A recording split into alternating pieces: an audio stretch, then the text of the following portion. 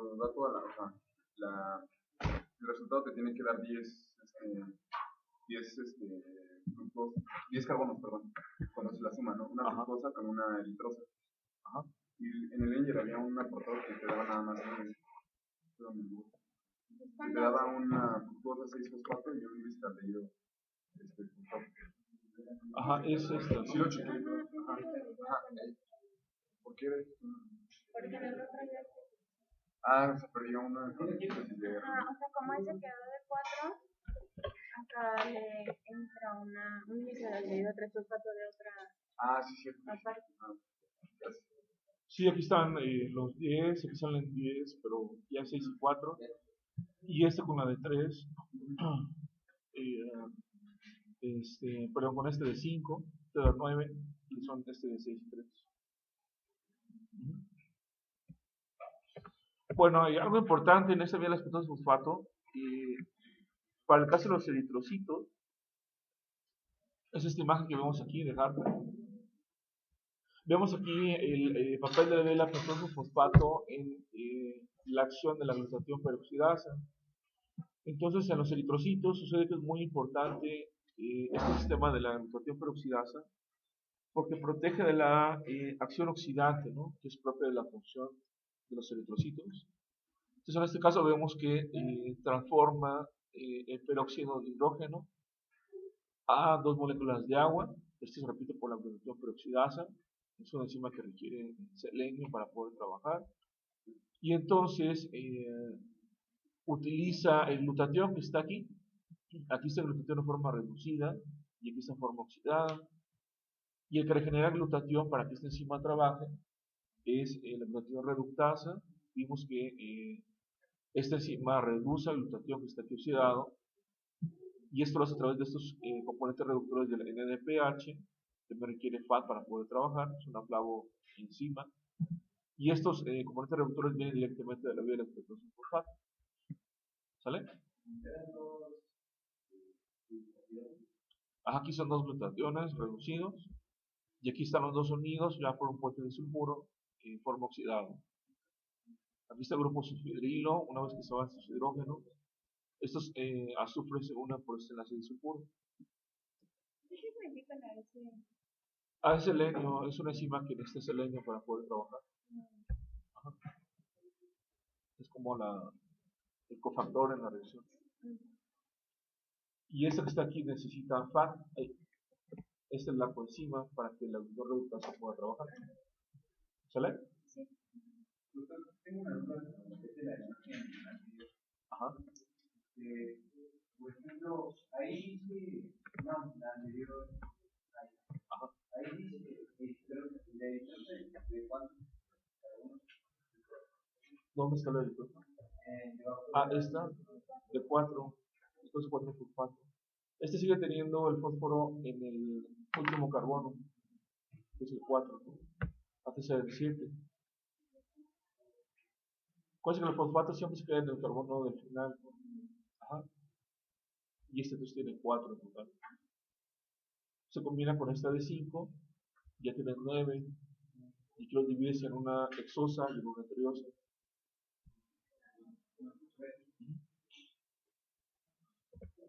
Bueno, no hay preguntas acerca de la ketosis fosfato. ¿En dónde está? Eritrocito.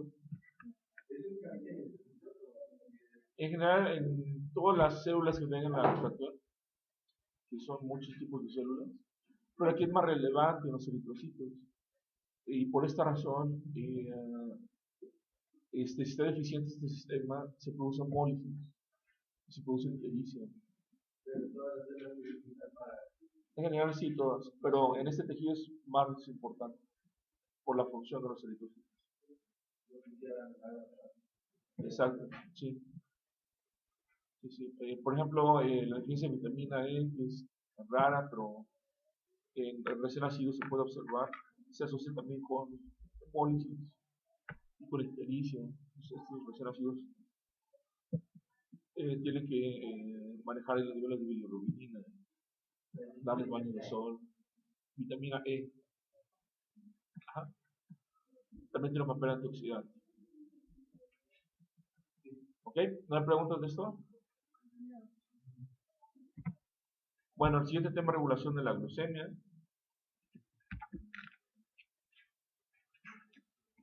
Vamos a comenzar. Después de este tema ya sigue el metabolismo del etanol y ya acabamos la unidad. Entonces, entre hoy y mañana y el viernes acabamos ya con estos temas.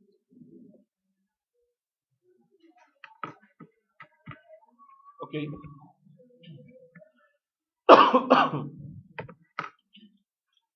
Como ustedes saben, los combustibles metabólicos más importantes son la glucosa y los ácidos grasos.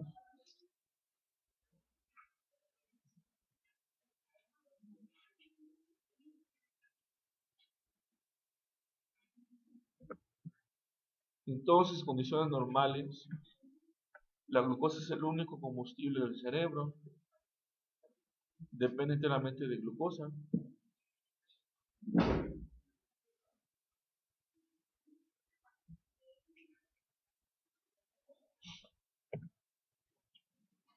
Y la glucosa también es utilizada como combustible por el músculo, pero solamente durante las etapas iniciales del ejercicio.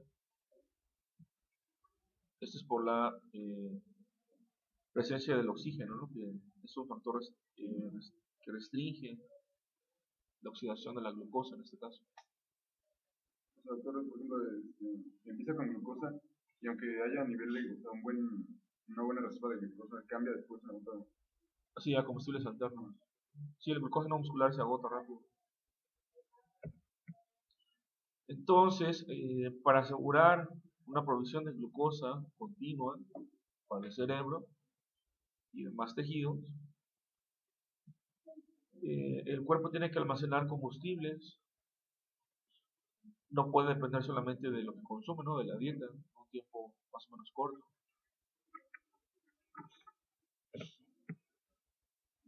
Hemos dicho que el almacén de glucógeno hepático provee glucosa en la sangre por menos de unas 14 16 horas, esto varía. Y esto es lo que se consume durante el ayuno en la noche. Entonces siempre en las mañanas al despertar ya el almacén de glucógeno hepático pues ya está casi depletado, ¿no? Ya casi no existe. Por esta razón es importante tomar el desayuno y no postergarlo hasta la hora de la comida.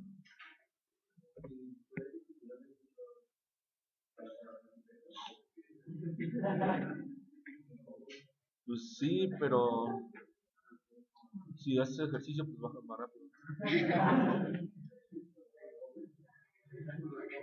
Bueno, entonces, para generar glucosa por periodos de tiempo más largos, el cuerpo lo que tiene que hacer es convertir compuestos de tipo no carbohidratos en glucosa.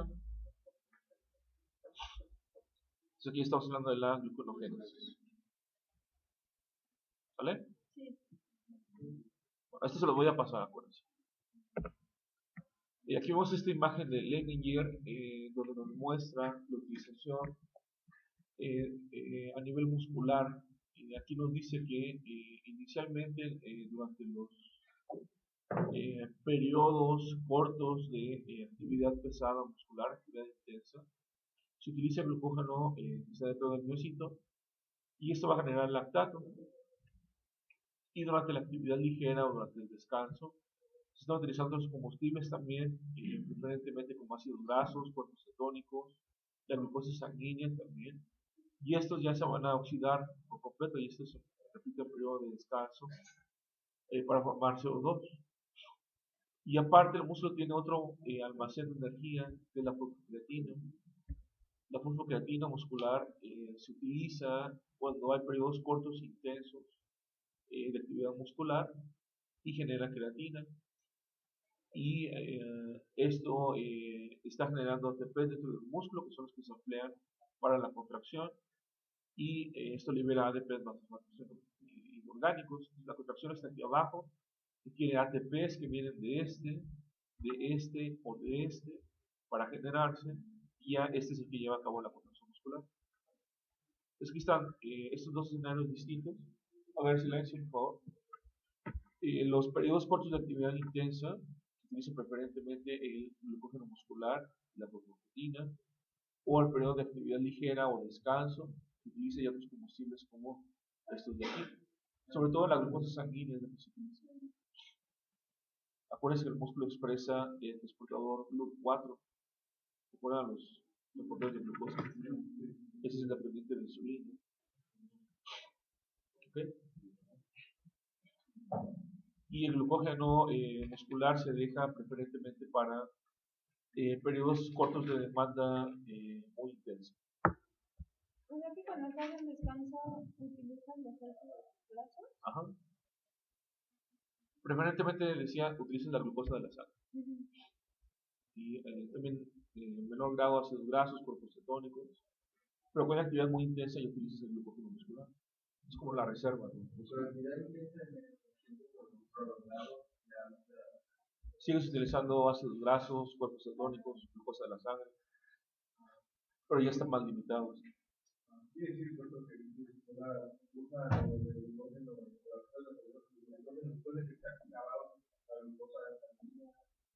O el cuerpo automáticamente detecta que es algo similar. Exacto. Se salta los demás, se utiliza para periodos muy intensos, cortos, no dura mucho. Se deja el glucógeno, pero para ir aquí abajo y subir por un piso, utiliza la glucosa de la sangre, las grasas que tengas en el músculo. No echen mano de glucógeno, se lo hacen como una reserva para periodos más intensos. Y por ejemplo, ya cuando usas proteína, ya es como no tienes nada más. Ya no hay combustibles, ya no hay glucosa en sangre, ya no hay ácidos grasos, y empieza la emaciación, la degradación, la degradación de las proteínas musculares. Ok, y esta es la reacción que les decía de la fosfokreatina para generar creatina. Entonces, noten como la degradación de la fosfokreatina que se lleva a cabo por la creatina sinasa, o también se le llama CPK, creatina fosfosinasa, genera creatina más ATPs, y esta ATP es la que se utiliza para la contracción. Y esta reacción de derecha a izquierda tiene un delta G muy bajo, es alrededor de menos 60. Es incluso, pues que el ATP es como de menos 30. Este es casi el doble del ATP. El delta G es cerca de menos 60. Entonces, esta es una fuente que solamente está en el músculo, requiere ADP. Es mucho así el delta G. Solo que no es tan abundante, ¿no? Por eso no se utiliza más el ATP. ¿Y la creatina de dónde la en los alimentos? La fosfokreatina se degrada en creatina más ATP. Sirve para producir ATP. Este fosfato que está aquí se lo transfiere el músculo, la sintetiza. Hay un proceso de síntesis. Sí. Ajá. Y esta enzima es importante porque, ¿alguien sabe? La creatina sinasa.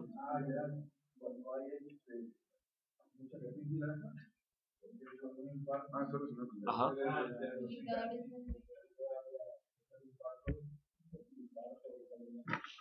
Ajá, porque eso también pasa en el músculo cardíaco. Entonces, hay diversos isotipos de la creatina. Está el MM, el MB, por ejemplo. El MM está en el músculo estriado. El MB está en el músculo cardíaco.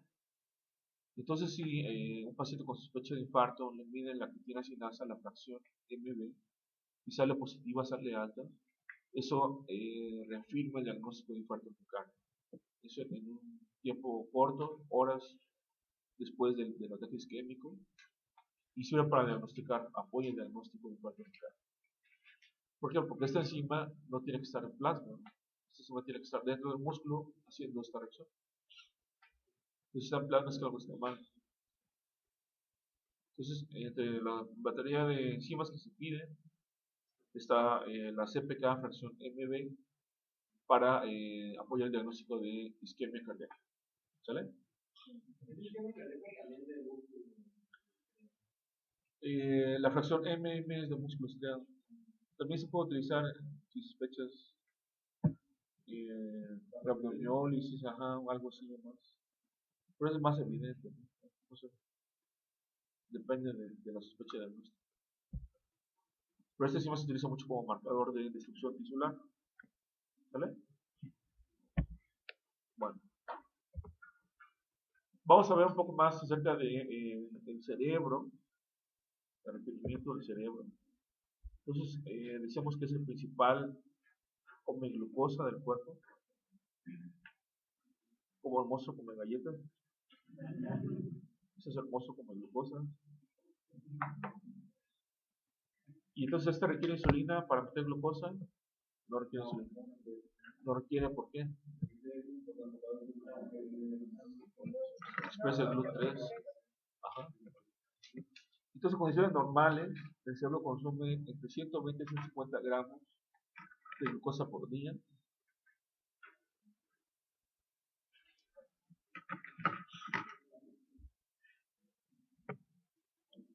Habíamos dicho que la glucosa es el único combustible del cerebro.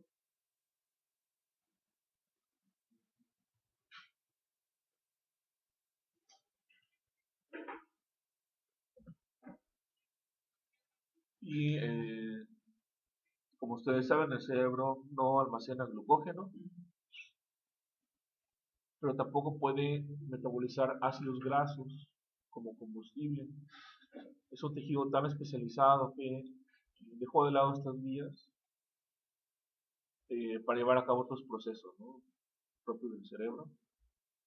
Y entonces depende de otros tejidos como el hígado, el riñón, que llevan a cabo la gluconeogénesis. Cetogénesis sí les puede utilizar, pero no puede llevar a cabo la beta-oxidación, por ejemplo. Pero los cuerpos cetónicos La cetogénesis sí tienen un efecto secundario cuando alimenta el cerebro. pues te producen acidosis metabólica. Ajá. Se puede decir que una cosa es beta-oxidación, otra cosa es cetogénesis. Son procesos distintos. Es que he escuchado que hay unas dietas que te ponen por un proceso de cetosis, es que están consumiendo los cuerpos cetónicos y tienes un nivel de, o sea, es una acidemia, ¿no te das cuenta? Sí, sí, son ácidos, ¿no?, los tres principales.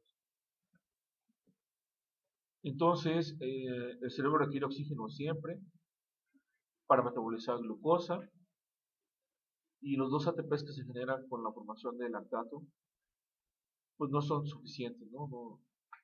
No puede vivir en forma anaerobia como el músculo.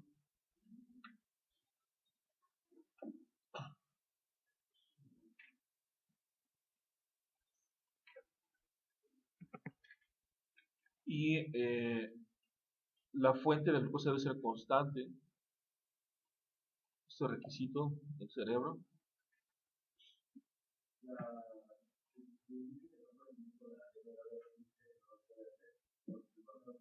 No es suficiente, no mantiene la acidez del cerebro. Es muy pobre en la vía anaerobia. Después se le decía que es como el monstruo, como glucosas. No. Entonces, el cerebro expresa GLUT3, como decía, y este es independiente de insulina. Eso nos da idea de la importancia que tiene la provisión de glucosa constante. Y entonces, junto con otros órganos, expresan la GLUT2. ¿Recuerdan la GLUT2? ¿Dónde estaba este? Ajá. El intestino. Entonces, del 100% de la glucosa que está en la sangre, los órganos que expresan GLUT2 y GLUT3 son los que consumen la mitad, un poco más de la mitad de la glucosa presente. Y los que expresan GLUT4, que son los insulinos dependientes, como es el músculo, el hígado también expresa GLUT4. Son los que consumen el resto de la glucosa circulante. ¿Sí me explicó?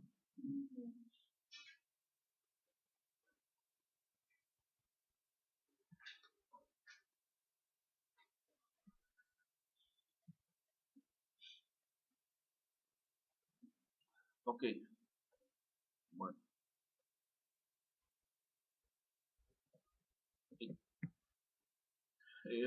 Por esta razón, la glucemia debe mantenerse en un rango estrecho.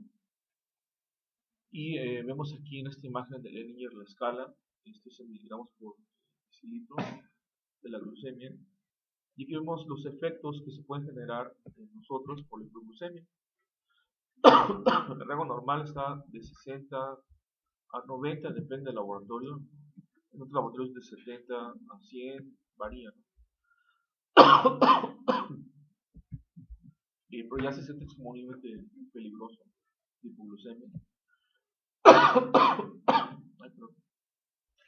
Entonces, abajo de 60 o cerca de 60, esto varía, no siempre es así una constante, depende del paciente. Y hay signos neurológicos, ¿cómo se dice esto? Sutiles, ajá. Hay hambre, hay liberación de glucagón, de nefrina, de cortisol. Todas estas son hormonas catabólicas. Hay sudoración, puede haber temblor fino de manos, generalmente, cerca de 60, 50. Más abajo de 40 miligramos por decilitro, ya puede haber letargia,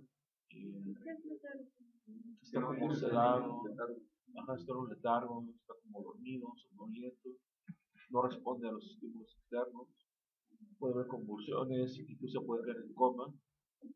Y niveles ya de 10 ya hablan de daño cerebral permanente, si es prolongado, más allá de 5 o 10 minutos, y ya daño irreversible y muerte, por lo menos muerte cerebral. Entonces debe estar siempre en este rango. Si está en 40 o más abajo de Tienes que darle glucosa, una solución glucosada. Y del daño en el cerebro, ¿qué puede ser? Muerte neuronal. Por eso, pero antes de, no llegas a, o sea, te estás en un nivel de 10 y todavía puedes hacer algo, te da una descarga de glucosa, Sí, pero ya vas a tener un daño. sí, ya puede haber daño permanente, ¿no? Aunque lo rescates, ya puede haber problemas, no sé, cerebelo, área frontal, pues. Y de hecho, a ver, silencio, se supone que el tratamiento oficial para la hipoglucemia es el glucagón, inyecciones de glucagón, pero la glucosa es lo más directo, ¿no? Una solución glucosada. Ok, bueno, aquí vemos una tabla de Leninger, nos habla de los efectos fisiológicos y metabólicos de la epinefrina. Como recuerdan, esta hormona, ¿dónde se produce? Ajá. En la glándula suprarrenal, en la médula. Y lo que hace esta hormona a nivel fisiológico es esto: incrementa la frecuencia cardíaca, incrementa la presión arterial, incrementa también la dilatación de los bronquios, de las vías aéreas. El efecto neto de esto es que incrementa la entrega de oxígeno a los tejidos. Aquí el de más relevancia es el músculo, ¿no? Por eso que esta hormona es la que prepara para la acción, la de corre o pelea. Ajá. Y a nivel metabólico, ya habíamos visto parte de lo que es la epinefrina. Dijimos que favorece el rompimiento del glucógeno, la glucogenólisis, y esto lo hace tanto a nivel muscular como hepático. Apaga la glucogénesis, baja la síntesis de glucógeno, también el músculo y el hígado, incrementa la glucogenólisis, principalmente a nivel hepático, y el efecto neto de estos tres mecanismos es que incrementa la producción de glucosa para ser utilizada como combustible. Entonces, si esto le agregas el oxígeno y está incrementando, el efecto es que obtenga más ATP. Aumenta también la glucólisis, principalmente a nivel muscular, porque la glucosa que se libera, acuérdense que esta no se sale. Ajá, se invierte aquí el músculo en glucólisis. Algo de visión de ácidos grasos, el tejido adiposo, también este tejido responde.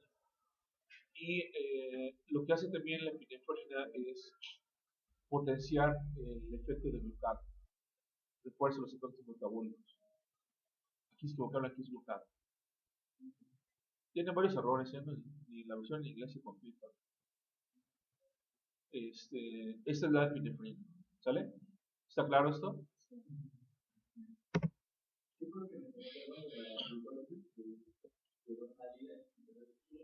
Porque si tú rompes el glucógeno y aumenta la gluconeogénesis, ese glucosa que se va a generar, en el caso del músculo no puede salir a sangre, entonces el músculo se utiliza para quemarla en la glucólisis y aumenta la producción de ATP. En el hepatocito también, solo que la hepatocito la puede exportar a la sangre. No la utiliza para la glucólisis como tal, sino que la utiliza para exportar. ¿Sí? Pues el hepatocito es el hígado es una glándula de sacar glucosa, ¿no? ¿Sí? Cuando dice movilización de antebrazo, ¿quiere decir que son ácidos o son son ácidos grasos libres. Sí. La beta oxidación. Sí. Y aquí vemos el efecto del glucagón sobre la glucosa sanguínea. Lo que hace básicamente es producir y liberar glucosa por parte del hígado. Decía que este es el tratamiento oficial para la hipoglucemia, una inyección de glucagón. El efecto metabólico ya vimos que es romper el glucógeno a nivel hepático, apaga la producción de glucógeno en hígado, baja también la glucólisis en hígado, desfavorece este proceso para que la glucosa no se consuma ahí, sino que salga, ¿no? Pero también vimos que enciende la gluconeogénesis a nivel hepático y también tiene el mismo efecto que la epinefrina, moviliza ácidos grasos en el tejido adiposo. Esto es a nivel metabólico. En cuanto al metabolismo de glucosa, vimos que favorece el paso de glucógeno a glucosa, se almacena menos glucosa como glucógeno, este es el efecto de esta reacción vegetal. Entonces se utiliza menos glucosa dentro del hígado como combustible, porque se exporta, y favorece la transformación de estos compuestos no glúcidos a glucosa. Exacto, gluconeogénesis. Oxaloacetato, malato forense, glicerol, aminoácidos. Y menos glucosa se utiliza del hígado como combustible. Y las enzimas blancas son estas. Dijimos que encienden la gluconeolisis, ¿no? Entonces para esto es clave la gluconeofosforilasa. Esta es la que libera glucosa 1-fosfato, ¿verdad? La que va cortando de la cola, el software reductor. Y se utiliza menos glucosa para formar glucógeno, baja, apaga la glucosintetasa, apaga la glucólisis, dijimos, entonces baja la fosfoglucosinasa 1 para formar fructosa 1,6-bifosfato. Entonces, esta gluconeogénesis incrementa fructosa 1,6-bifosfato, bueno, la bifosfatasa es la enzima que se enciende en esta vía, y baja la piruvatosinasa. ¿Se acuerdan de esta? Es para evitar el paso hacia dentro de la parte final de la glucólisis. Y también aumenta la desinglicerol-lipasa, esta es la que libera los ácidos grasos libres a nivel de tejido adiposo.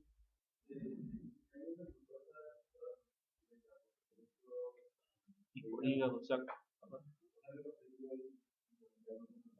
Exacto, en hígado, el músculo, acuérdate que no la puedes exportar, entonces ahí sí se lleva, entra la glucólisis para la generación de ATPs. Si hay oxígeno suficiente, pues por vía Krebs, ¿no? ¿Ok? Bueno, aquí va una correspondiente, pero para la insulina, también es una tabla de Lehninger. Vemos aquí el efecto de la insulina en la glucemia. Dice aquí la protección de glucosa por las células y el almacén de triglicéridos y de glucógeno. Entonces, el efecto metabólico principal es captación de glucosa por el músculo. Ya sabemos que lo hace a través de la expresión del GLUT4, tiene su receptor a nivel de membrana, que hace que estos transportadores se fusionen con la membrana y empiecen a meter glucosa.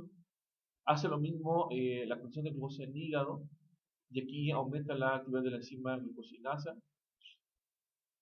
Favorece la síntesis de glucógeno, dijimos, a nivel hepático y muscular. Estos son efectos 100% anabólicos comparados con los otros dos hormonas.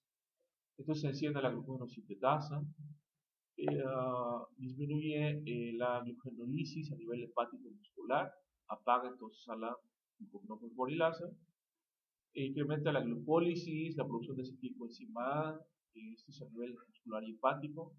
Entonces se enciende enzimas propias de la glucólisis y la que genera acetilcoenzima A, que es el complejo peroxidrogenasa. Aumenta la síntesis de ácidos grasos por parte del hígado. ¿Por qué? Porque utiliza también la acetilcoenzima que se produce por esta enzima para irse a la vía de producción de ácidos grasos. Pues como ya no se va a estar utilizando toda esta acetilcoenzima para Krebs y para incorporación oxidativa, se desvía para generar también ácidos grasos. Y finalmente incrementa la síntesis de triglicéridos en los linfocitos al incrementar la expresión de la lipoproteína lipasa. ¿Sale?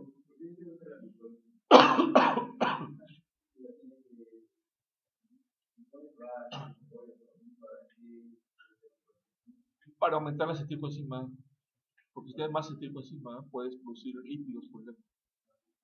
Puedes desviarlo a producir otro tipo de compuestos. Más que nada para usar acetilcoenzima. Exacto, no para quemarla, no para irse a producción oxidativa, no para obtener ATPs, sino para utilizar acetilcoenzima en otras vías alternas. Exacto. Pues que esta es la hormona del anabolismo, de cuando hay plenitud, ¿no? Hay recursos. Y esta es la vía que utilizan. ¿Sale? ¿Preguntas de esto? ¿Vamos bien? Bueno. ¿Qué es esto que se tiene? La vía de la insulina. Es lo que pasa en el páncreas. Estas son las células beta del páncreas. Entonces vemos aquí cómo estas células beta responden a la insulina. Como ustedes saben, después de comer, cuando la glucosa aumenta en sangre, es el principal estímulo para que la insulina salga hacia la circulación. La insulina tiene una vida media cortita, dijimos, de unos 5 a 8 minutos. Y entonces las células responsables de esto son estas células beta que expresan al transportador GLUT2. Este GLUT2 es independiente de insulina y transporta glucosa en favor de un gradiente de concentración. Aquí hay mucho en la sangre, entonces se mete hacia la célula beta del páncreas y esto enciende la glucólisis en la célula beta. Entonces, en respuesta a esto, aumenta el ATP. Entonces, una concentración alta de ATP en la célula beta inhibe a este canal de potasio que está aquí. Es un canal que está en membrana que lo que hace es meter potasios. Entonces el ATP lo cierran a este canal. Entonces ya no está transportando potasios. Esto modifica el potencial de membrana. Esta es una célula polarizada, acuérdense. Si modifica el potencial de membrana, entre otras cosas hay un canal aquí de calcio, que es este rojo, que depende del potencial para abrirse o cerrarse. Entonces el potencial de membrana se modifica, ese canal de calcio se abre, y entonces permite que el calcio que está aquí afuera entre al citosol y favorece un fenómeno de exocitosis mediada por calcio. Sucede que aquí haya vesículas llenas de insulina en el citosol de la célula beta, y el calcio hace que estas vesículas se fusionen con la membrana plasmática y liberen, vomiten la insulina hacia la sangre. Pues ese mecanismo por el cual el aumento de la glucosa en sangre se traduce en una liberación de insulina por las células beta en el páncreas. El exocitosis es dependiente del calcio. Para que este se abra depende del voltaje. Entonces el ATP que se produce por la entrada de glucosa, estamos hablando ya aquí de glucólisis, cierra este canal de potasio, modifica el potencial de membrana, abre este canal y en respuesta al calcio que entra se secreta la insulina. Por ejemplo, si una persona tiene diabetes, puede ser que la producción de insulina no sea la máxima o que esté afectada a uno de las proteínas que están aquí. Sí, exacto. ¿Queda claro este mecanismo? Aquí está en palabras, ¿no? Los pasos que vemos.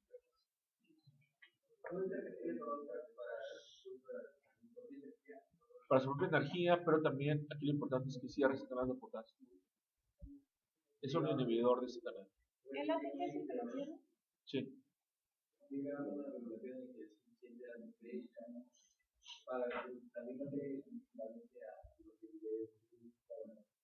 Sí, en respuesta, ¿no? Ajá, al la entrada de glucosa.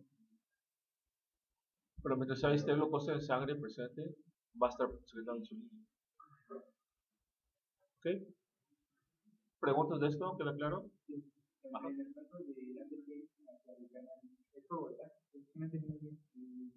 El ATP se le une a este canal de potasio.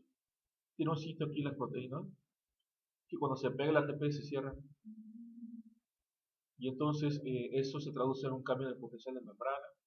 Y esta responde rápidamente al cambio de potencial de membrana abriéndose.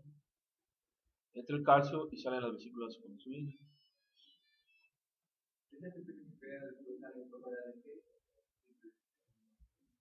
Se degrada y ya otro ese canal se abre, ¿no? Y esto restaura potencial de membrana. Pero mientras exista mucho ATP aquí dentro, esto está cerrado. ¿Sí? ¿Por qué cambia el potencial de la membrana? O sea, Porque ya no se está transportando el potasio, ya no entra ni sale. Esto se refleja en un cambio de potencial de membrana. Las cargas de la membrana cambian en relación con el estirógeno interior. entonces Ya- la cabida, ¿no? Y por eso el otro responde a este cambio de potencial de membrana. La liberación de insulina depende de cuánto ATP. Sí, de cuánta glucosa entre. Pero puede ser por otra vía, no precisamente que le dicen. No, esto refleja la glucosa en sangre. Mientras esté la glucosa en sangre elevada, va a ser producción de ATP aquí. Eso no se detiene la producción de ATP. Son especiales en ese sentido, ¿no? Células.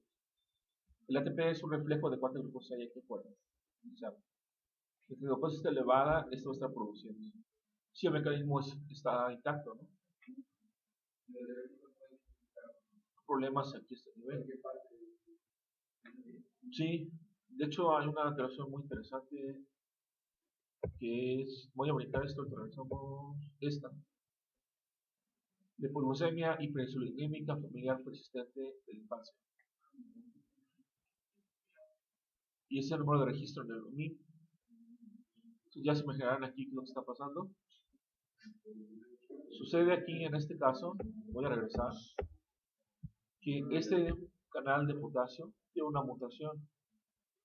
Y esta mutación hace que aquí la interacción con el ATP sea deficiente. Y entonces está cerrado este canal de potasio.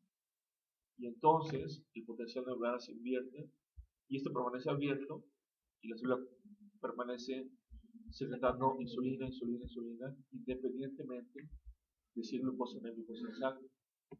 La relación predominante del calcio del potasio. Ajá, el de potasio tiene una mutación y atrapa más al ATP. Fíjatelo así, entonces permanece cerrado más tiempo. Y eso se traduce en que se permanezca abierto más tiempo. Y eso se traduce en que ésta se secrete en forma constante. Entonces, hay mucha insulina y obviamente va a haber hipoglucemias. Porque hay mucha insulina en sangre.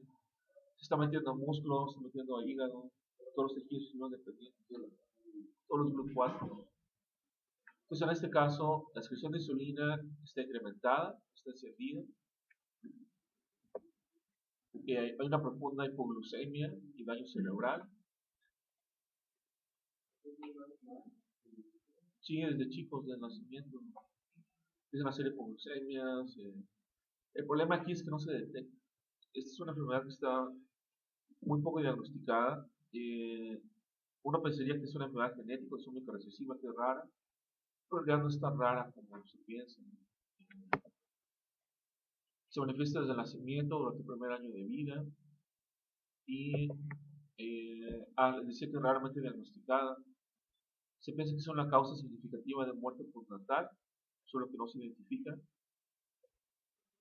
No se hace la correlación con esto. Es raro que un médico pediatra piense que un niño recién nacido tiene hipoglucemia.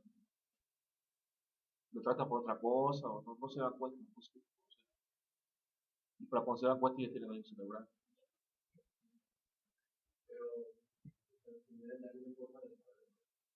Midiendo glucosa en sangre, midiendo insulina en sangre,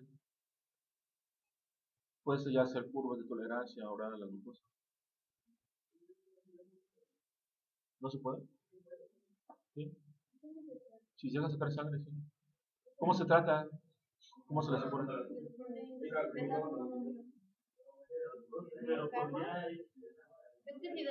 ¿Habrá algún inhibidor para Inhibidor para la ¿Inhibidor de la insulina? ¿Como cuál? Bueno, pero le vas a dar arritmias cardíacas. ¿No? ¿Con la epinefrina? Tienes muchos efectos secundarios. El glucagón le va a aumentar más la glucosa. Si tiene poquito, sí, lo sabes de la hipoglucemia, pero la insulina.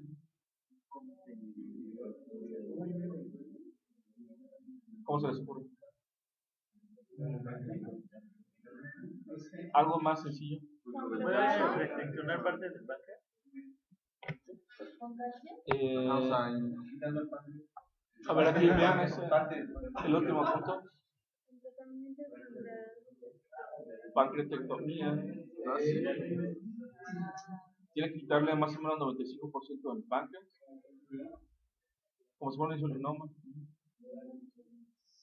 Entonces ya evitas esto. El problema aquí es que decía que hay una mutación en el canal de potasio que responde a ATP. Entonces este canal está cerrado en forma persistente. Está cerrado de forma persistente y esto hace que el estímulo para liberar insulina esté presente todo el tiempo, porque permite la entrada de calcio. ¿Sí me explico? Entonces aquí la solución pues es quitar el páncreas, no al 100% porque va a ser diabético, ¿no? Pues ahí no sé, será quitar a lo mejor el 80 y esperarte, y luego quitarle otro pedacito y hasta que ya quede bien.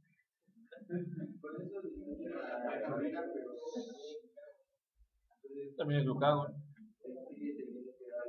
Sí, es un relajo estos días, ¿no? Tienes que cuidar muy bien la glucemia, que ni suba, que ni baje. Tienes que estar pendiente de las hipoglucemias. Sí, sí, como un paciente diabético, tipo 1. Pero aparte el glucagón y aparte las enzimas digestivas del páncreas, no son diabéticos. Sí, entonces requiere más cuidado, ¿no? Pero sí es posible.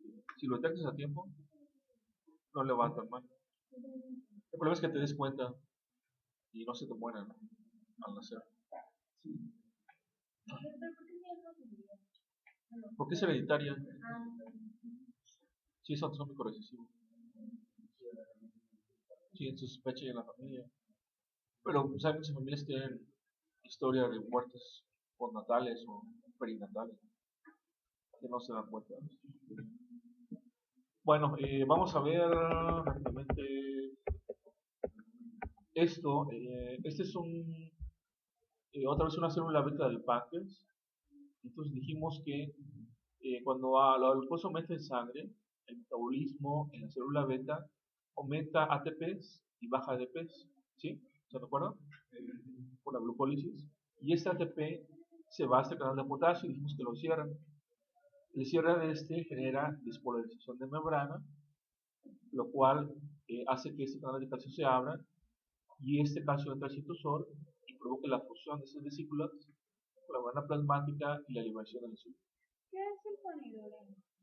Esos son los medicamentos para los diabéticos, los cuales cierran, es como la glibenclamida, la tobutamida, esos tipos de medicamentos que utilizan los diabéticos, que lo que hacen el mecanismo de acción es cerrar los canales de potasio. Entonces potencian el efecto de cierre y esto hace que se exprima más la célula beta y salga más insulina hacia la sangre. Haz de cuenta que es como un regulador positivo del ATP cuando cierra el canal de potasio. ¿La otra también era una célula beta? Sí, es la misma, solo que aquí ya se ve la es sulfonidurina. más prolongado, o sea, la También tiene horas, dura como unos 4 horas, 6 horas. Estos son diabéticos tipo 2. Ajá. no son tipo 1. Los diabéticos tipo 2 tienen cierta reserva de insulina. Entonces, tipo 1 no produce insulina. Entonces, ellos, los tipo 2, se pueden beneficiar si toman estos medicamentos para no inyectarse insulina, utilizar la endógena, sería lo mejor. La insulina endógena. ¿Cómo que?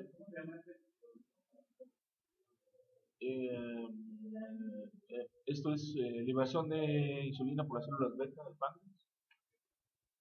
Ajá, y aquí se ve el efecto de estos medicamentos para los diabéticos. ¿Cuándo calcio debe entrar?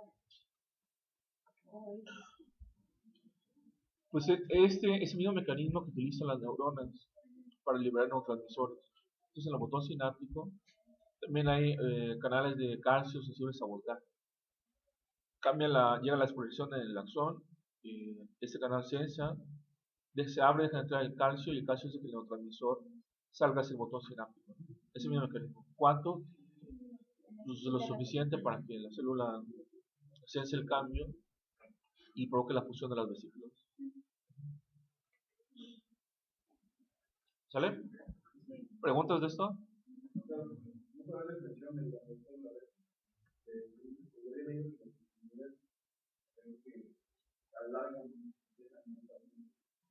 Sí, pues lo que están haciendo es exprimirlas, ¿no? Para que salgan más y más y más. Y eventualmente la célula beta pues ya no va a responder. Pero entre más evites inyectar la insulina al paciente, pues es mejor.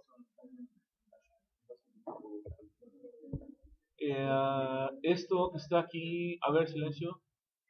Este es el mismo proceso. Esta es la célula beta del páncreas. Solo que aquí está la glucosa, es el GLUT2. Entonces entra la glucosa por el GLUT2. Le enzima glucosinasa, fosforila la glucosa.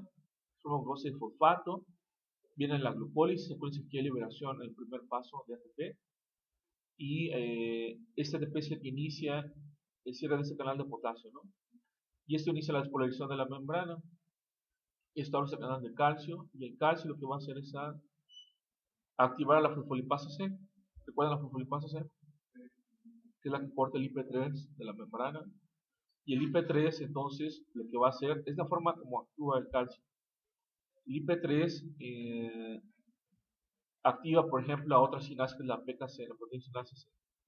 Y esta favorece el proceso de exocitosis de las vesículas que tienen insulina para que salgan hacia la sangre. Aquí ya se ve con más detalle el proceso, ¿no? Pero este es como está actuando el calcio, y aquí ya se ven las enzimas de la glucólisis para generar ATP, y entonces esto promueve la hiperpolarización por el cierre del canal de potasio. ¿Sale? El calcio activa la fosfolipasa C. La fosfolipasa C genera diacilglicerol que se queda en la membrana y liberación de IP3. Y esto tiene que ver con la activación de otras proteínas, con la proteína sinasa C, que es la que ayuda directamente para que estas vesículas se fusionen con la membrana plasmática y liberen la insulina hacia la sangre. Y aquí se ve cómo el gen de la insulina se enciende, viene la transcripción del mensajero, se genera el mensajero, se produce el splicing, sale el mensajero, se traduce en el ribosoma y ya se almacena en forma de vesículas en el citosol hasta que llegue el calcio y a través de esas enzimas se favorezca su fusión con la membrana plasmática. ¿Sale?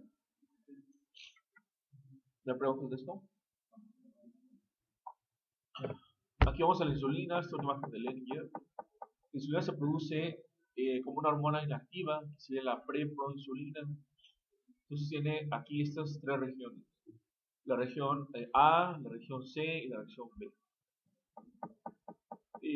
La A y la B son parte de la insulina activa y la C que está aquí son conectores, si se fijan, une la A con la B. Entonces la proinsulina lo que hace inicialmente es quitar esta secuencia que está en el extremo amino terminal.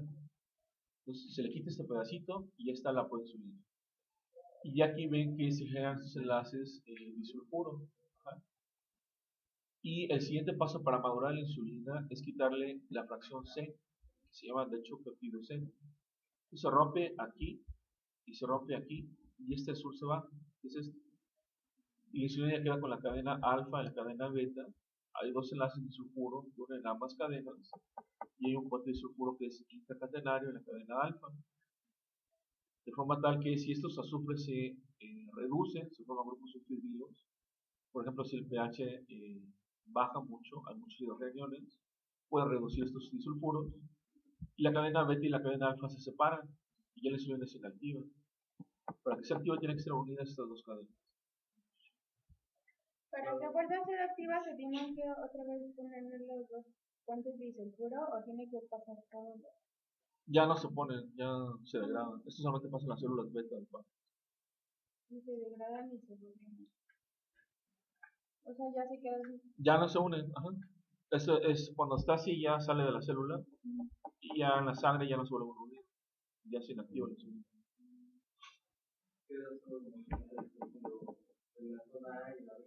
Ajá, la cadena alfa, la beta y el peptido C. Cadena alfa, cadena beta. No entiendo.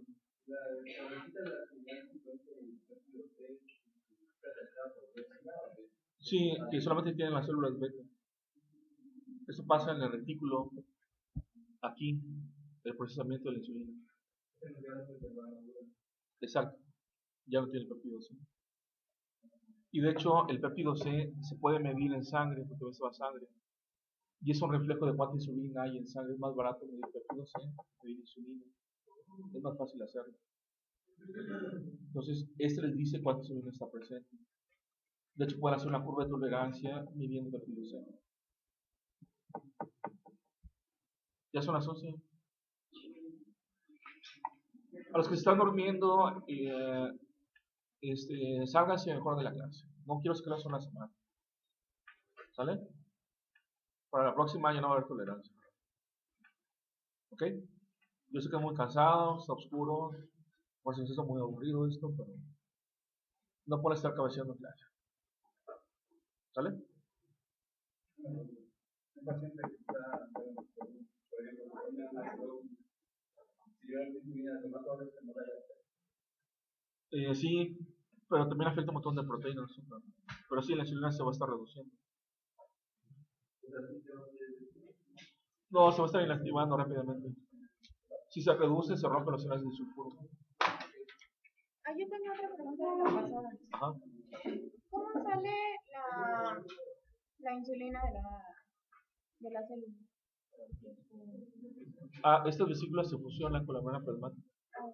Y los lípidos de las vesículas se quedan ya en la membrana, así no se van. Pero lo que está dentro de la vesícula sí sale. No necesitas TPN. No. Eso sirve igual para reforzar la membrana, ¿no? Exacto. Ya Sí, sé. son parches de lípidos nuevos.